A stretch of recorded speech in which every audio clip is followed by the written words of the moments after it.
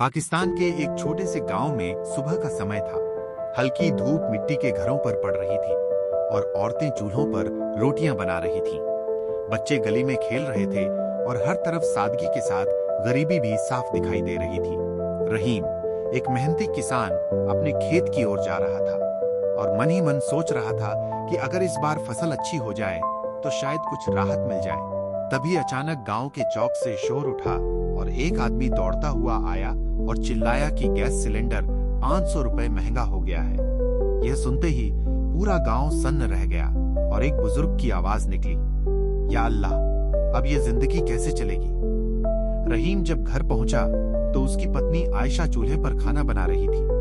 उसने धीरे से बताया कि गैस महंगी हो गई है। यह सुनकर आयशा के हाथ रुक गए और उसकी आंखों में चिंता भर गई।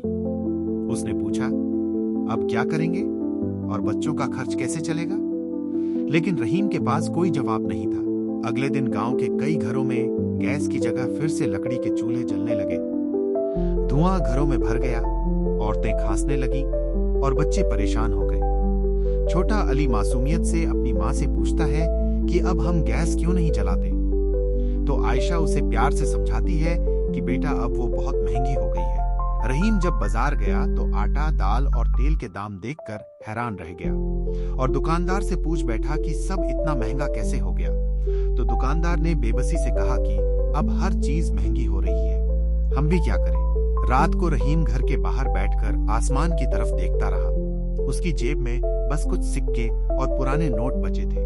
वह टूटे हुए दिल से कहता है कि मैं दिन रात मेहनत करता हूँ, फिर भी ये जिंदगी आसान क्यों नहीं होती, और उसकी आंखों से आंसू निकल आते हैं। अगले दिन गांव के लोग एक पेड़ के नीचे इकट्ठा होकर अपनी परेशानियां साझा करते हैं। कोई सरकार को दोष देता है तो कोई अपनी मजबूरी बताता है, लेकिन कोई हल नजर नहीं आता। तभी एक नौजवान कहता है कि अगर हम सब मिलकर काम करें तो जरूर कोई रास्ता निकल सकता है। उसकी बात सुनकर लोगों में थोड़ी उम्मीद जागती है और सब मिलकर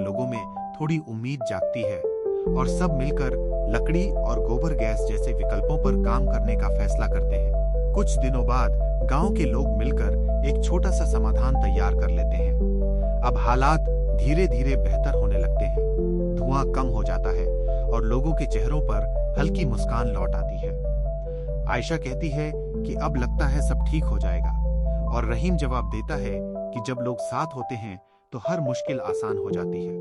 शाम के समय सूरज ढलते हुए पूरे गांव को सुनहरी रोशनी में ढक लेता है और एक आवाज गूंजती है कि महंगाई ने जिंदगी को मुश्किल जरूर बनाया है, लेकिन इंसानियत और एकता ने उम्मीद को जिंदा रखा है। क्योंकि जिंदगी चाहे कितनी भी कठिन हो, अगर साथ हो तो हर रास्ता निकल आता है। अगर ये वीडियो अच्छा लगा हो तो वीडियो को लाइक शेयर इतना करो, साथियों की सीधा पाकिस्तान पहुंचे, और चैनल को सब्सक्राइब करना मत भूलना भाइयों।